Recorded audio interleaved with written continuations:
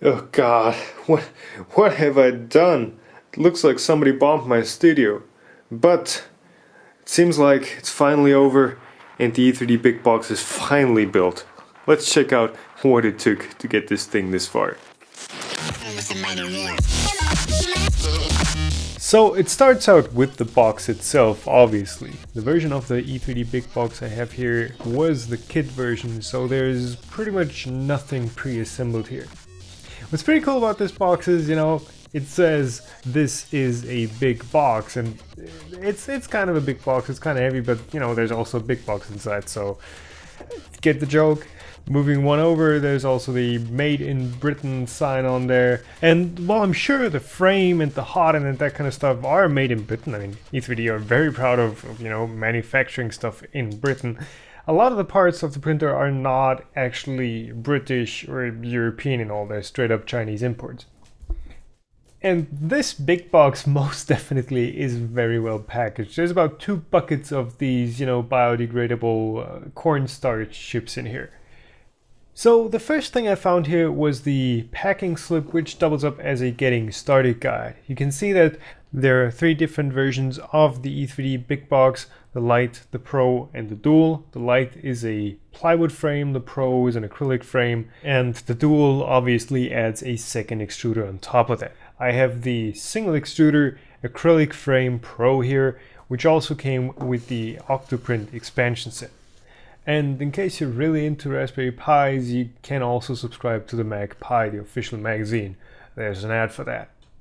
So in general, all these boxes are pretty well labeled, and during the build process I never had an issue of, finding the exact part that I needed. But since there were just so many parts that needed to be assembled, it got a bit hectic at times.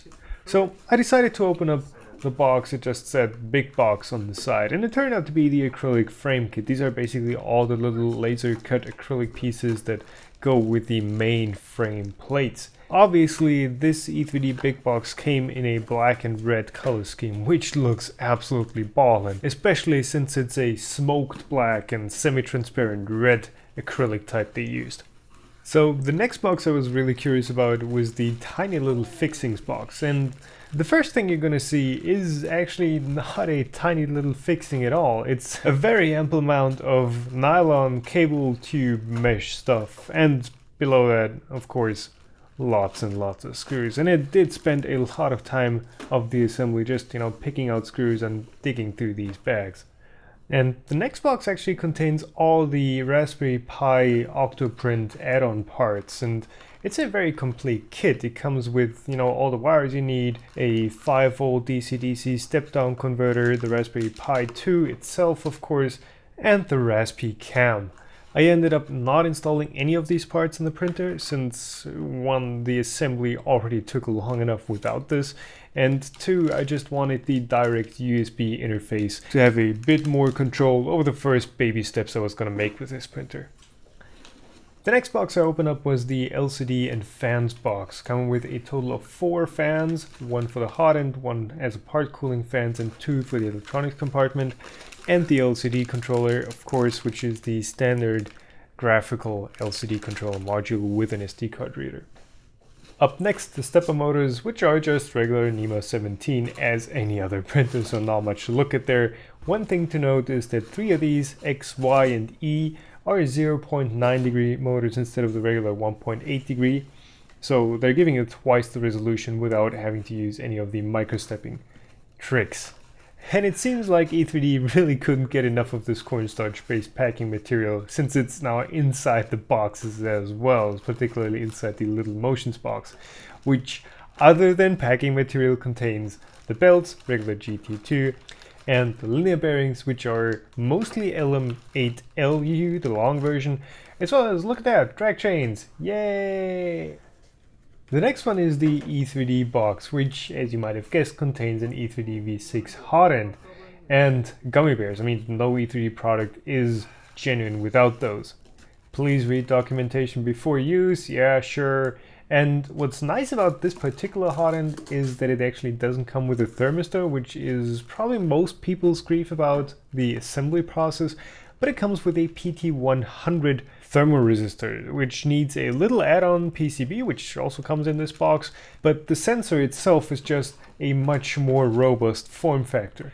And as a side effect, works up to, I think, 1100 degrees Celsius, so it seems like this is going to be the printer that I will be printing my PEEK filament on.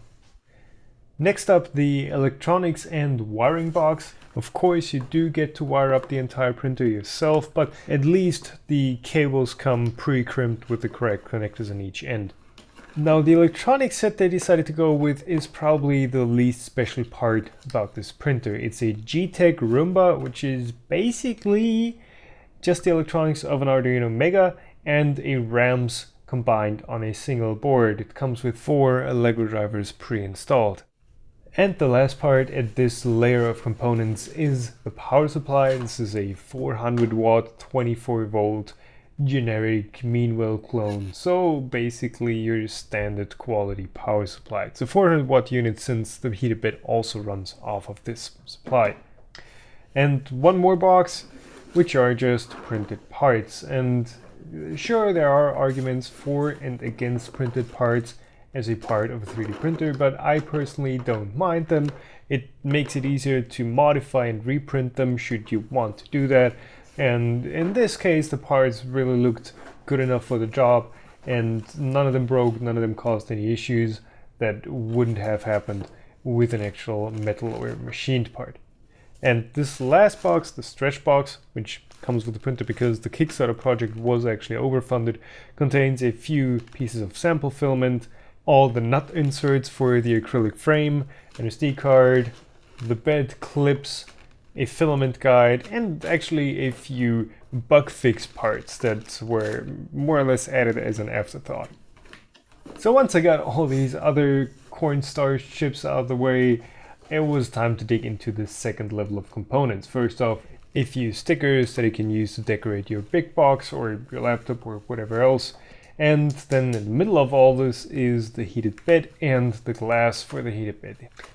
And the heated bed PCB is actually kind of special on this printer, since it's not your common Prusa PCB. It's actually a custom-made PCB that contains a few different heat zones. So the center one actually heats less than the outside ones to maintain a constant surface temperature without having to use a big fat aluminum plate. And this PCB actually comes out pretty bent out of the box, but since it's being clipped to the glass plate, it gets pulled straight pretty easily. So the rest of the parts in this box are the frame parts, which are all laser cut Perspex acrylic. And I gotta say, hats off to whoever processed these, because the laser cutting looks absolutely glorious. There even is a good bit of laser engraving going on here, just making the assembly a bit easier, telling you where stuff is supposed to go. And the last set of parts in here are the linear rails and spindles for the Z-axis. These are like it's supposed to be. These are properly nicely chromed and hardened 8mm rods, and the Z-spindles are actual linear spindles and not just some threaded rod. So here are all the parts that are included.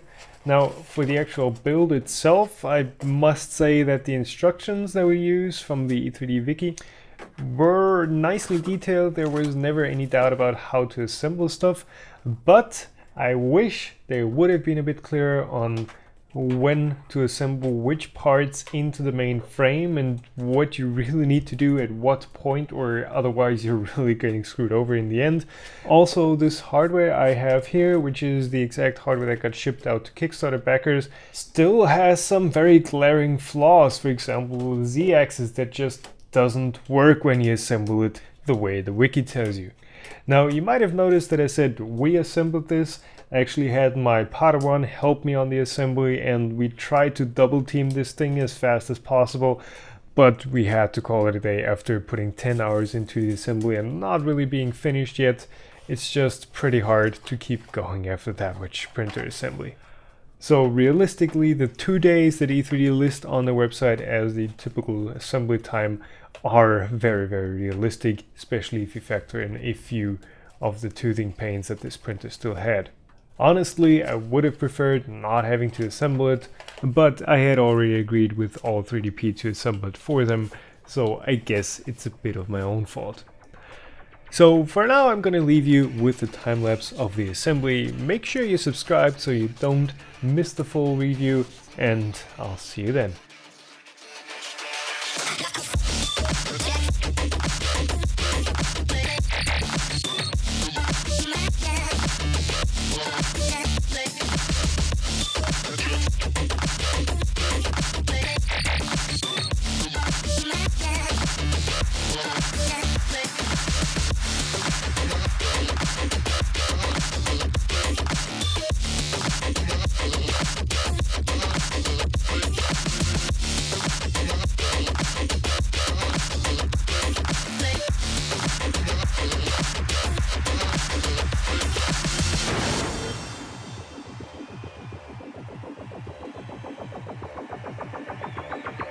Sound waves reaching the microphone are changed into impulses of electric current.